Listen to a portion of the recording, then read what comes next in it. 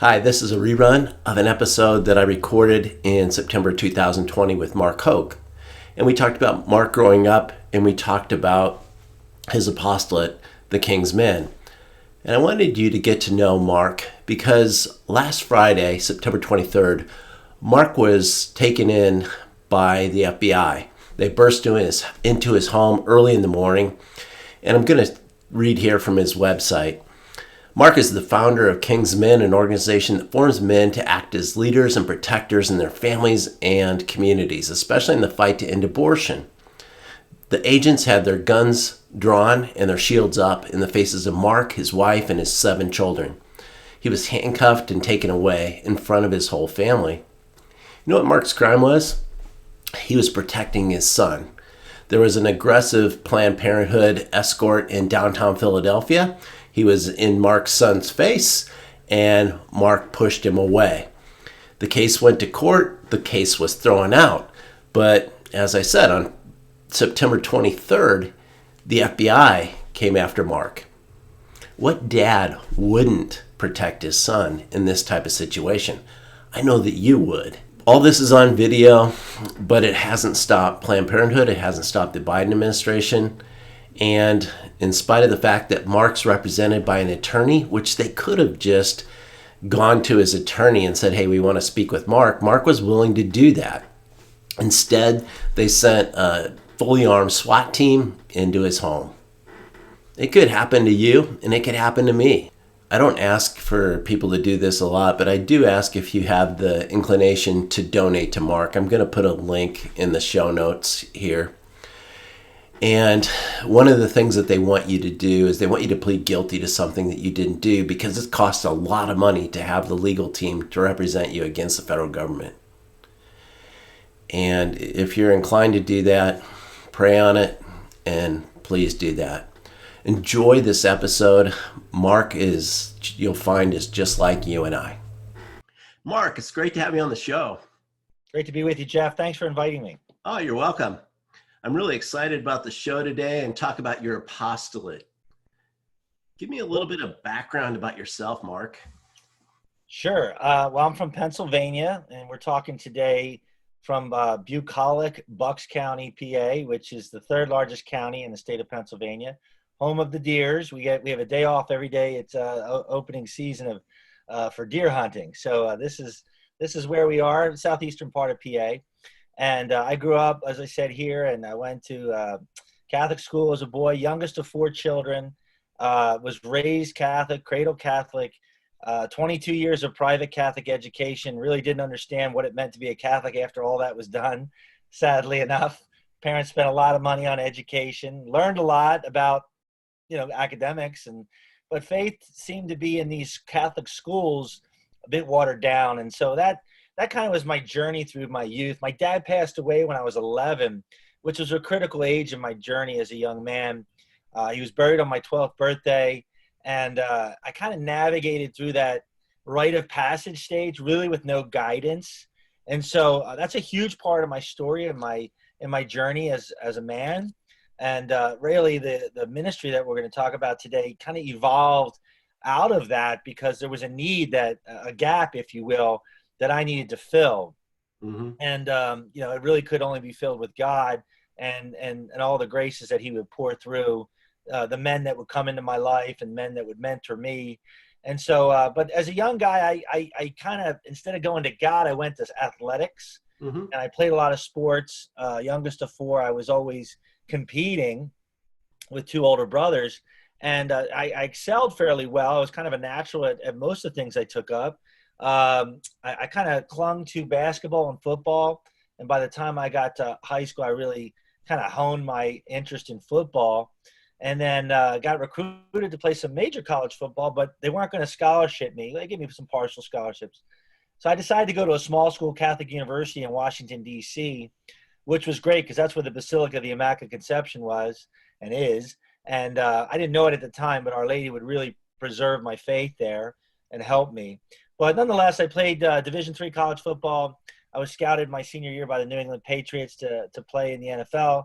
I had a tryout there. Didn't work out. Obviously, coming from a small school like I was, I needed to be extremely well, I just need to be superior to the other athletes, which of course I wasn't. I was just as good. And I was a Caucasian defensive back. So the NFL doesn't employ a lot of those. It is what it is, right? That's just kind of where I was at the time. I was going to go over to Europe and play in Munich, Germany.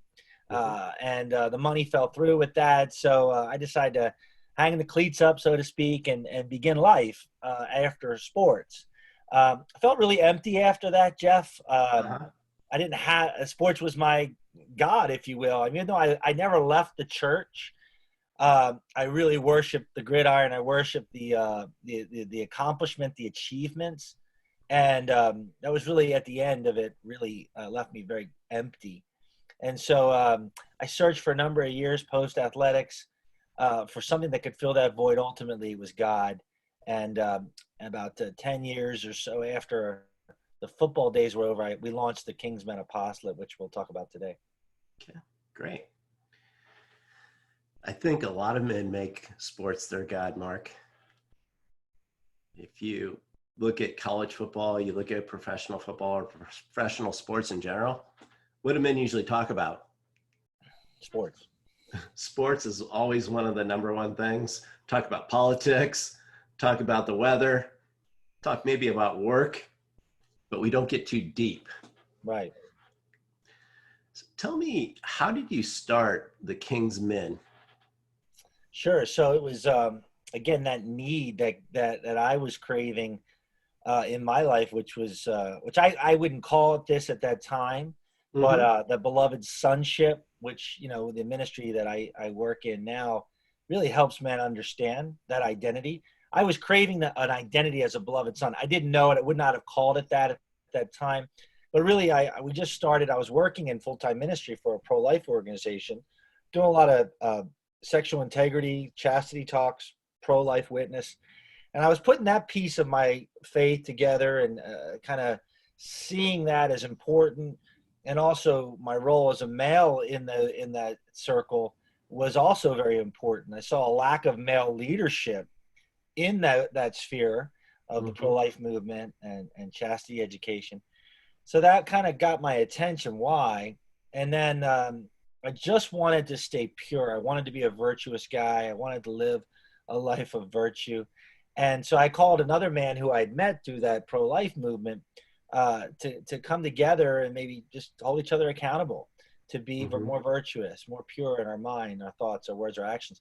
And then he had a friend who he invited as well, who was looking for the same thing. He was a married man at the time, and my other friend and I, who ended up being my co-founder of the ministry, we were both single. So in 2004, about 29 years of age, we launched a small men's group.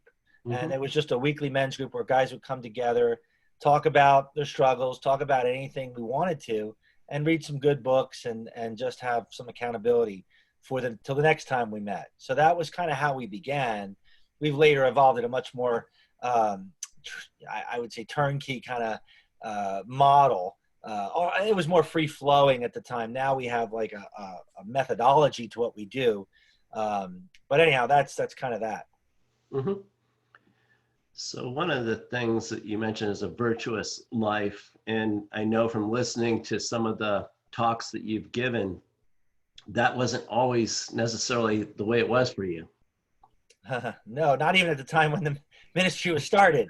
It's amazing. God writes straight with a crooked line. And so he doesn't call the qualified, he qualifies the call, as the old saying goes. And so, yeah, that's right. I struggled with, again, after my dad died, I struggled with pornography and being exposed to it at a young age. And of course, that leads to, sexual sin, masturbation and stuff. And so that was a chronic habit that I had that just became a bad habit. And ultimately, it was self-medication initially, and then eventually just became a bad habit, right? And it's formed, and now you have to fight to develop a good habit, a new habit. And so, but part of that is really addressing some of the core wounds that were, for me, which was that father wound. I had no dad. Absolutely. And so that began to get addressed. But I would say it was a good 2 years after the ministry was launched in 2004 that I finally found some true freedom. But that was a journey of almost about 8 years when I began to really address that issue. Most of the time I just ignored it and just said, hey, this is just part of being a guy, or I'm just as screwed up as the next guy. So we'll But that's just, what society tells us, though. You know, hey, that's normal. for sure, 100%. I mean, it was a self-fulfilling prophecy. It was permission-giving beliefs. You know, the society would tell you this. Hollywood culture would tell you this. Professional athletes would, to a degree, tell you this by the way they were living their life and the adulterous relationships they would have. And so you look to these as models. Again, if these are our models, then that's who we're looking to for guidance. If it's not God the Father, God the Son, Holy Spirit, Saint Joseph, or any wonderful saint, where else are you going to look as a young guy in the culture? And so you look to the guys that you want to be like. And That's for me, those were professional athletes. Mm-hmm. And they don't always live the most virtuous lives. Sure. And, you know, I think one of the things too there is with our young children is teaching about the lives of the saints at an early age, to teach them what heroes are in the Catholic Church outside of what the world teaches.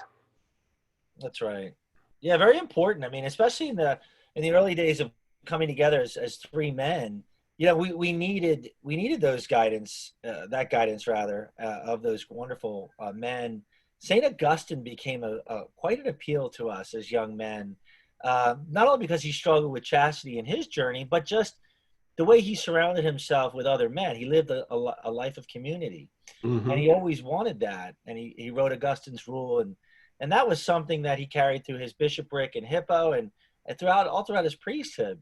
And so we looked to him. His confessions were great consolation, and that was important to us. And now, as a father of 7 children, my wife and I, you know, we can't get enough of the saints, and we just douse our children in the lives of the saints and their histories and inspire them through their lives. You know, they're very inspirational. Some of it almost is beyond our imagination, the things that they could do. And then you get some that are so regular Catholic guys who, you know, just like me, and I can really relate to. Augustine was like that for me, even though his mind was beyond my mind. He still was a fleshy guy. He struggled there, so that helped us in the beginning, and I think that's important for men to at least identify with a saint potentially. If Jesus is not connecting with you somehow, or God the Father, the Holy Spirit, then boy, a saint certainly would, I think. Mm-hmm. You talk about authentic masculinity, and in today's world, being masculine is almost a negative thing, is the way the world's trying to make masculinity. What is authentic masculinity, Mark? Sure, we've always said that all our programs are authentically masculine and unapologetically Catholic, and that was important, and that was something we wanted to advertise. We weren't really concerned about, you know, how that would be perceived.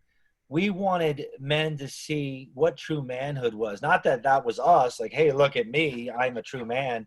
Of course, we looked to the model of Christ, but we wanted the men to know, especially in the church, as things were getting very confused throughout the 90s and the new millennium. You know, there was just a watered down masculinity and what that looked like. So I guess the way it is for us to really separate ourselves or distinguish ourselves from that watered down understanding was to say authentic masculinity. And we define that as being a leader, a protector, and a provider. And you hear a lot about protectorship and being a provider. You don't often hear about leadership with men because, you know, women are just as good as men, right? Women are equal as men. And They you are. know, we are equal in dignity, but we're not equal in our roles. And Correct. so it's not proper for my wife or any other man's wife to be leading the family in certain areas that God has ordained for me to lead, which would be the faith. You know, I'm the head of the household, as St. Augustine would say, bishop of my home, of my domestic church. And so God is allowing me, through the order of grace, to lead that family well. Can a woman do it? Sure. But it's not as God intended. And so this leadership element of authentic masculinity was really an area we wanted to focus. And so I would say to be authentically masculine, not only is to be a leader, protector, provider, but to really understand this idea of servant leadership. And the culture kind of throws that out there in the secular world a little bit, but really being a servant is following in the footsteps of Christ and how he led in that way, washing the feet of his disciples and apostles. And of course, St. Paul saying when we're weak, we're strong. So there's this idea of, we don't have to be perfect to lead. We just have to have the courage and the fortitude to be willing to do it, right? To step out of the boat, so to speak. Right. And that's key too, is that Christ is actually the head of our household and we're leading through Christ. Amen. Protector. What's the protector? Sure. So we get a lot of this from the guardian of the Redeemer. We see this wonderfully played out through St. Joseph. Protector is just a natural instinct of most men. When there's an intruder in the home, and you know as well as I, Jeff, that when there's an intruder in the home, and this could be an insect, a bug, a mouse, it could be a bat. Depends on where you live, right? We're in the farm area. You're going to get a lot of critters in your home. Let's just take it there. It's usually the man who deals with it. My wife will say, I'm a life giver, you're a life taker. So she'll say, you have to either get that thing out of the house or kill it. So in that way, we get it, especially even in an absolute, grave matter where someone actually would come into the home as a burglar. It would be the father's role to kind of protect the family. I think it's all in our instincts to do that. I think it's in our nature, our core nature. But when it comes to being a protector, it's much more than just protecting your wife and children. That's fundamental, key. It's protecting the common good. It's protecting the community. It's protecting those in our care and custody, those in our sphere of influence. So as on a faith level, we protect the faith, we guard the faith and the truths and the precepts of the church as we instruct our children. So it would be incumbent upon a father to make sure that those things are being passed on and doing in the school that he sends his kids, if it's a Catholic school, making sure that happens, in the church that his children are hearing, not heresy from the pulpit, that the men of the church, I heard Tim Staples, great Catholic apologist, say once, the church is only as strong as its men. So if the men are willing to protect Holy Mother Church, which we should, you're going to get that authentic teaching, that gospel teaching that we need. And so we need to look at the church and what is our role as lay people. We're not bishops, we're not priests, but we do have a role. And we have a role to support our priests and support our bishops. However, we also have a role to make sure they're being priests and make sure they're being bishops and doing their call as well. Fulton Sheen said that.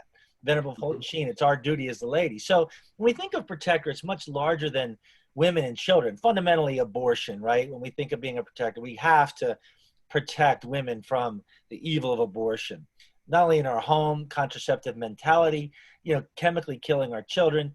Like, these are awarenesses that men don't even have. So sometimes there's an education that has to happen there before we can even become that protector. So again, once we look at those macro issues, and then we can look, also in the home, I think you need to be very disciplined about the home first, and then go outside the home. Because if your family's suffering, I always say to men, if your family's not thriving, they're not living the faith, and why go out and evangelize the world when your kids, the God that God put in your custody, they don't even know who Jesus is. So your fundamental role there as a protector is to protect what God has given you as children, but also the faith, the pearl of great price, as it said in the scriptures, right? The jewel that we have. So that's the first thing. I know I jumped all over there, Jeff, but no, that was really good. Yeah. You hit a lot of things and very important things in the family. When you're talking there, it reminded me of a story. My kids were all going to Catholic schools, and I wasn't happy with what they were being taught from the religious standpoint. And I was telling a priest about this, and he looks at me and goes, "That's your fault." And I said, "Well, what do you mean?" He goes, "Well, Jeff, it's your responsibility to teach them the faith. It's not the school's job to teach them the faith." So it was like getting smacked upside the head with a 2x4, and like, okay, I get it. It's my job. I shouldn't be complaining that they're not getting the education, even though I'm paying for it. Right. They're getting that education there that my wife and I need to teach them the faith in the home. Well, you're the primary educator, and so we homeschool Yes. as well for the main reason that you just mentioned. But the school should reinforce what you're already teaching in the home, right? That's what you want. You want the kids to hear it again. They want to hear the message, maybe in a different way, but Right. nonetheless the same message. Not go to Catholic school and learned about, you know, transgender realities and homosexual lifestyle, which a lot of our Catholic schools are offering this to our kids, and even having staff that are living that way. So again, we don't judge anybody. We don't condemn the sinner. We condemn the sin. And Right. so, yeah, I think as a man, that's a protective role is really hard today because no one wants men to live that role. Everyone, no, back off. Tolerance is what we're preached. Yeah. Mark, tell me about what you're doing in your apostolate right now. Well, right now, we just celebrated 14 years of full-time, Congratulations. yeah, full-time outreach. We started in '04 informally, so technically we've been doing men's work for 16 years. But on the Feast of St. Augustine in 2006, we launched a full-time outreach to men in the Mm-hmm. Catholic Church. And so our initial approach was just, hey, what's in our backyard? And we reached out to our auxiliary bishop, one of our auxiliary bishops in the Archdiocese of Philadelphia, and we just talked about how we could help support authentic masculine development in our diocese and our seminaries in the home. Mm-hmm. And so we just started small parish men's groups. That's the heartbeat of what we do. We have now 48 of them, I believe, throughout the country, which is not a lot, but you know, it's organic growth. We don't really market ourselves, but that's true to who we are. Men coming together on a weekly basis to grow in holiness, not just in chastity, but in all virtues, in all roles, in all vocations, priest, single man, brother, consecrated, married man, husband. We're working with all sorts of men. And so we do that kind of like Jesus did with a small group of men. And Mm-hmm. so that's kind of what we come back to always. So the ministry as an apostolate has a back end support to all those groups. We're currently in I guess 28 dioceses. We have a group in Switzerland. We had some men's groups in Poland. And so, you know, through the internet and through podcasting like this, we can reach a wide audience. We wrote a book in '09, just a how-to guide on starting a Catholic men's group. And people purchased it, found it, used it. There could be way more than the groups we know of because they don't communicate with us. Some of them reach out to us and say, hey, I want to start a chapter. And we say, sure, we're happy to help you. We have no dues. We've never want to put money between the gospel and men doing men's formation. So our groups start up very quickly. Within a month to 90 days, you can have a small men's group that is turnkey as long as you have a good core team. So that's at the heartbeat. We also added in '09 as well a retreat model, which has since brought about 4,000 men together for an outdoor experiential retreat. It's called Into the Wild. We'll be going to Montana next week. We'll be there for our 49th Into the Wild retreat for men.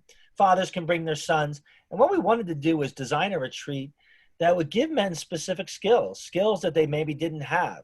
Urban men that were behind a desk most of their life or never really went out into the wilderness or forest or did anything like that, and give them that experience. We also invite men who have done that, who enjoy it, who love it, who can mentor.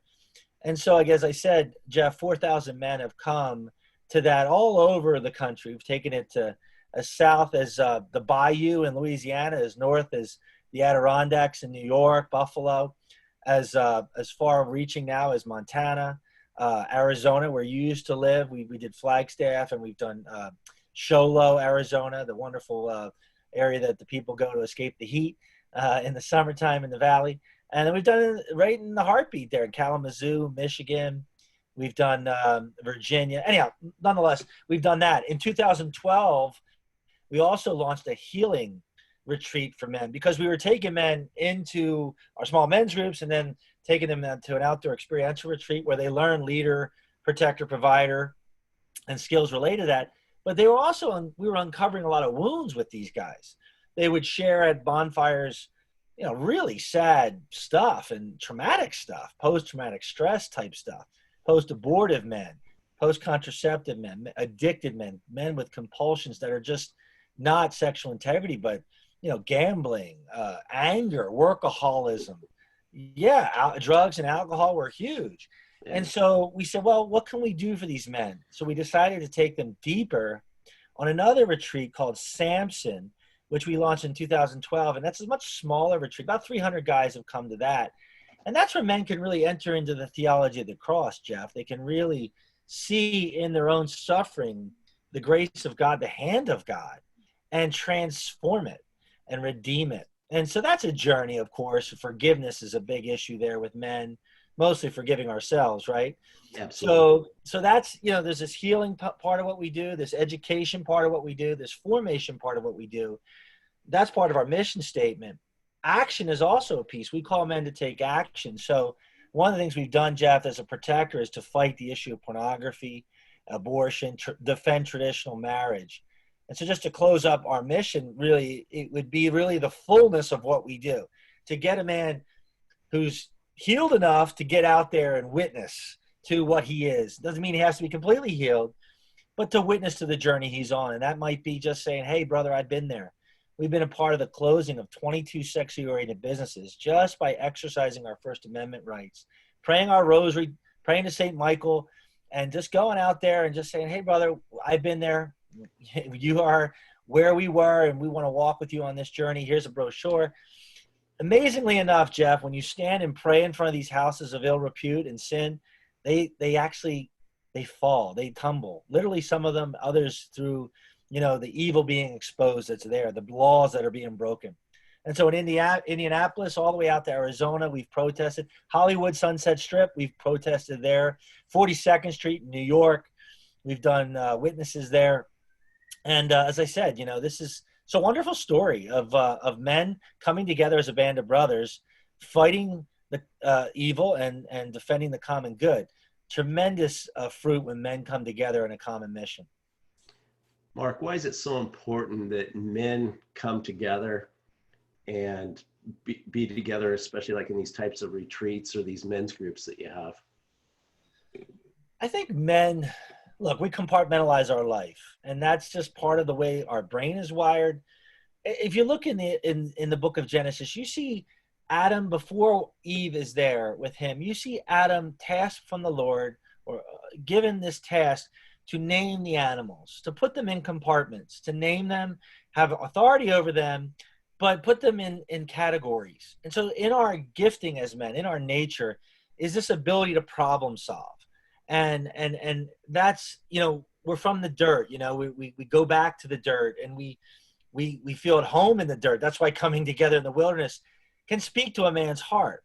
But to your question of why is it important for men to come together, it's because of that gifting, because of that natural inclination to problem solve that's in our nature, that we sometimes stand alone, as Adam was alone, that we almost crave being alone. Our kids might want to help us, and we say, no, I got this, because you just don't want them to mess it up or something. Meanwhile, we should be teaching them, but maybe we're just so caught up in what we're doing that we need that, hey, let me figure this out on my own. It's why a man won't ask for directions before GPS, right? I got to do this on my own. I got to stand on my own 2 feet. And even the culture says, pull yourself up with your bootstraps, get up again, and you can do this. So I think there's this element of good that's there, but also this element of isolation and loneliness that is really toxic to a man's journey. And in his faith, I don't think any man is called to be alone. It's not good for man to be alone, as the Lord said. And so especially in the faith realm, it's hard for men. They can't lead themselves, right? You don't lead yourself. You follow a leader, Christ being our ultimate leader, right? But you follow others. And so coming together as a band of brothers, we need to enter into that discipleship. And it needs discipline, discipline, right? Discipline to be willing to take orders from another and learn how to do that and do it well before we can begin to give orders to others. And so there needs to be this apprenticeship, especially if we're coming back to the faith. Get around people who know more than you do. If you want to be holy, hang around holy people. You want to be a great athlete? work out with great athletes. You know, you want to be fast, sprint and run with someone who's faster than you. So the logic is there that we should, in everything else that we do outside of the faith, be in a school of apprenticeship and be in a brotherhood or be in some sort of training program. Well, why would it be any different for us in our faith journey? It's not. I mean, why did Jesus spend 3 years with the 12 apostles? He's training them. He's teaching them. And so we need to do the same thing. So whether it's coming to a retreat or a small men's group, that's vital. Again, iron sharpens iron, Proverbs 27:17. As iron sharpens iron, you know it. So does one man for another. That's really why we do it right there in a nutshell. Mm-hmm. Yeah, I actually helped form a group called Iron Sharpens Iron. And in men's groups, do you find that accountability is something that's important? It is, you know, it's a word that I took from our Protestant brethren, which I liked. I like the word accountability. It's not something that we as Catholics grow up with. We don't even think about it. We have confession, and so there's this natural reconciliation and accountability, but we don't use that word accountability. It's something the Promise Keepers really it kind of shared with us as Christian men. And I adopted it, and I said, hey, I need accountability just like anybody else. I think this attitude or mentality of a Catholic man is, you know, I have confession, and so therefore I'm accountable, and you are to the priest and to God, of course, God through the priest. However, we need to be accountable to others too, not just in our workspace. I mean, St. James says, you know, confess your sins to one another, that this is a good and holy thing. And so, yes, we ultimately receive forgiveness from our Lord through our sacrament. However, it's really important that we share our struggles, share our weaknesses with other men, specifically other men. I mean, you can share them with your wife. Of course, we can do that. But there's only certain things that she can burden for you. She shouldn't be able to take on the full burden of something that another man can carry with you. So I'm very protective of what I share with my wife. I'm not saying I'm lying. If she asks me something, I'll tell her whatever she wants to know. Mm-hmm. However, I'm not going to shoulder her with all of my weight and baggage of my day. She's just not equipped to deal with it. Again, she's not a problem solver. She's born out of the rib of Adam, so she's born out of relationship, right? So she's gifted in the area of human relationships. She's not gifted in the problem solving in that way. So if I know that I got a mortgage that I got to pay, and I don't know how that money's going to come in, but somehow, you know, the Lord will provide, and certainly he does. I may not be like unloading that always on her, even though she's aware of the budget. My wife's more aware of the budget than I am. But nonetheless, like, I'm the one that's bringing home what's going to pay for all that. And so just as an example, you might need to unload that with another man. Like, hey, you know, maybe even console another man. Like, how are you doing this?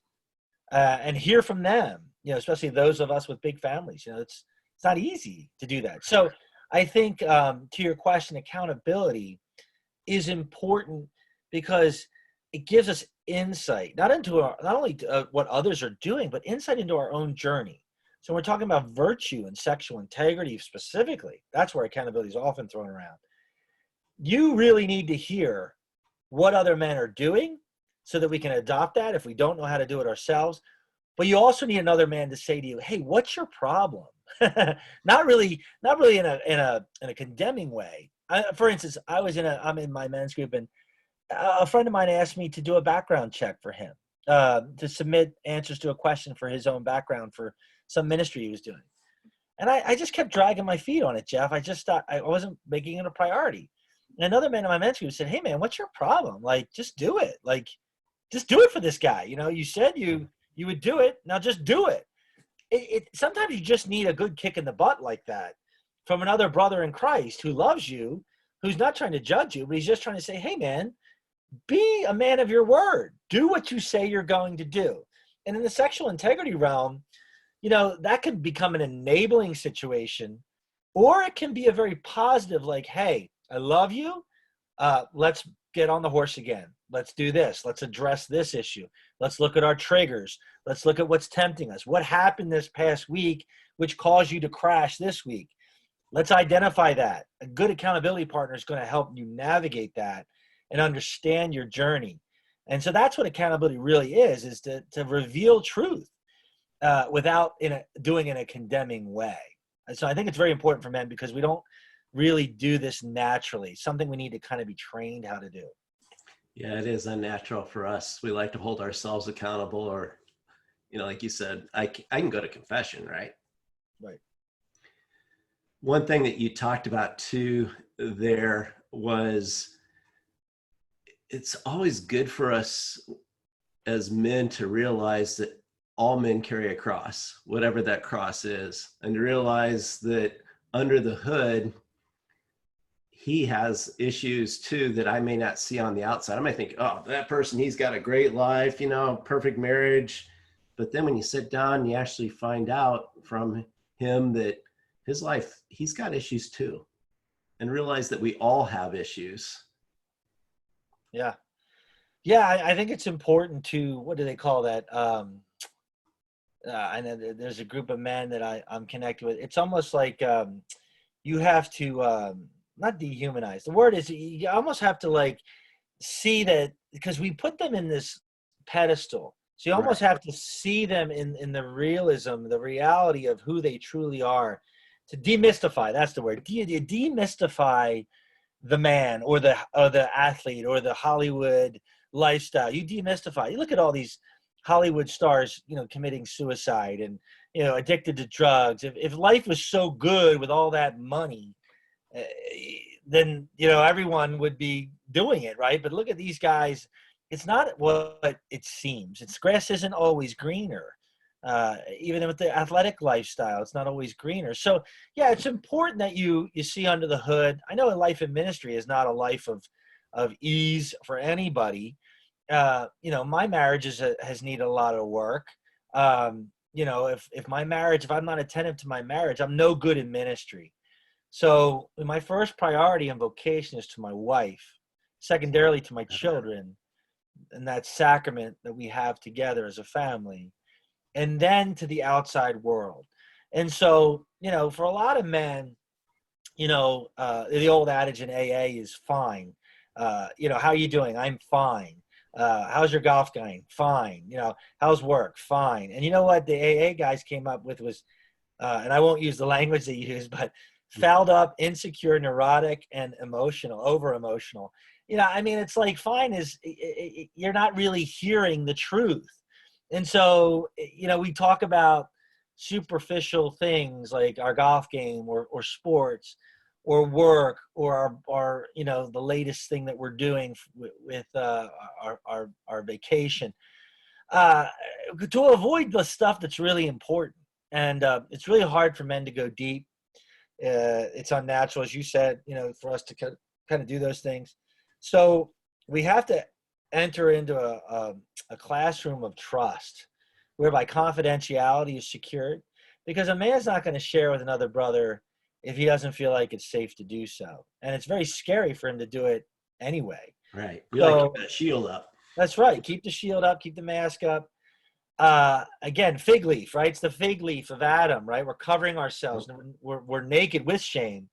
And so we want to be naked without shame, where we can truly be ourselves and have that trust in our men's group. And so that will really help demystify, what we project in our minds is, well, that guy's better than me, or that guy's marriage is better than me. If you talk to my wife, you'll find out that, with a Mark Houck that's an apostolic leader is not always fulfilling everything he's talking about, right? He's not always practicing what he's preaching. And so that's okay. I'm a work in progress. I'm still working at it. I'm not perfect. And I think, unfortunately, we put people on a pedestal where they don't belong. Mm-hmm. Mark, what else would you like to share with the regular Catholic guys out there? I love the title Regular Catholic Guys, because that's what we are, right? I mean, that's what I am. I think it's important that anybody that's listened to our conversation today, and, wherever they're at in their journey, we have men, young men, minors, all the way up into their 80s. And, you're never without a need for brotherhood. I have a man in his late 80s. I think he's going to be 90, and he struggles with pornography. And you say to yourself, wow, why at that age? You think like somehow like the libido slows down and whatever, and life's going to be good again. I don't know. I kind of glad he's struggling, because he's a vibrant, virile man. He's got testosterone. He's fully man, right? Right. And it's not fully man to act out in sinful ways. Absolutely not. The point is, and saying all that is, wherever we're at in our journey, whether we're empty nester, single man, priest, we need the brotherhood. Priests need brotherhood. We need fraternity. We need to come together and know that, we're not alone. And I think the loneliness and the isolation of today's man and the regular Catholic guy in the pew, he puts on a good face on Sunday, but no one connects with him during the week. He doesn't have a lot of friends. Most men I know don't have a lot of friends. I don't have a lot of friends. I have a lot of acquaintances. I have a lot of people that might call me their friend, but I may be more in a ministerial relationship with them. I have very few friends. I need brotherhood. I need to know that there are other men out there that are praying for me. This is important, that men are praying for you. They're fasting. We're fasting together. One of the things I failed to mention is when we would fight evil, abortion, pornography, is we would always fast, especially when we were out there. That was a fast day. Men need to get back and reclaim some of these things. There's a movement of Exodus 90. That's good. That's good. I mean, but that's like a 90-day mountaintop experience. Eventually, we got to come back into the valley. And I love what those guys are all about. But you can't be Exodus 90, 365 days a year. It's just not healthy for your soul. But we need to have a good interplay of fasting, voluntary self-denial. And then, gosh, I'll tell you, a 90-year-old man needs to do it too. And there's a lot of guys may say, well, I'm 70 years old. I don't want to go into the wild because I'm tired. I'm old. Well, come anyway and mentor. You don't have to do all the activities, but come and mentor and share your wisdom and learn from the younger man. I mean, King David shared with King Saul, right? I mean, he was little David. He mentored King Saul as a little boy. So, the young men can teach the older men a lot of things too. And together, though, we can heal this body of Christ, this imperfect body of Christ. It's not perfected yet. Because of our sinfulness, we're always going to have that imperfection in the body. But as men, as I said, our church is only as strong as men, Tim Staples, we really have to identify where we are falling short. And I don't care if you're in your 50s, 60s, 70s, 80s, or 90s, or in your 20s. We all fall short, right, Jeff? Yep. All of us fall short of the mark, right? And so we need to remember that where we're falling short needs the support of Holy Mother Church. And that's not only with the sacramental life of the church, frequent communions, frequent confessions, but in our fellow sojourners and pilgrims on the journey who can be our friends, and in this case, brothers. And so for those that are tuning in and say, well, why do I need this? I can listen to Jeff's podcast. I can get all that I need. Brother, you're really missing the point of all this. This is just a means to an end. We need to get ourselves into those covenant relationships which really satisfy and fulfill. And then once a man finds that his cup is filled, there we go. I got my Jesus, my Sacred Heart of Jesus coffee mug. When this cup is filled, we don't need to look to worldly things. We can look to our family and our children for the love that we need. Yes, of course. But when we're filled, we can give them love properly. But when we're depleted, see, we take from our family, we take from our wife, we take from our children. That's why the world cannot satisfy. But in faith circles, faith communities, brotherhoods like we're talking about, your cup can be filled up again. And then you can go back home to your family after your men's meeting. That's why Knights of Columbus is important. Those are good affiliations. Mm-hmm. Go back to our family and serve them well and provide for them. We didn't really talk about being a provider, but provide for them emotionally, spiritually. That's more important than the financial and the physical.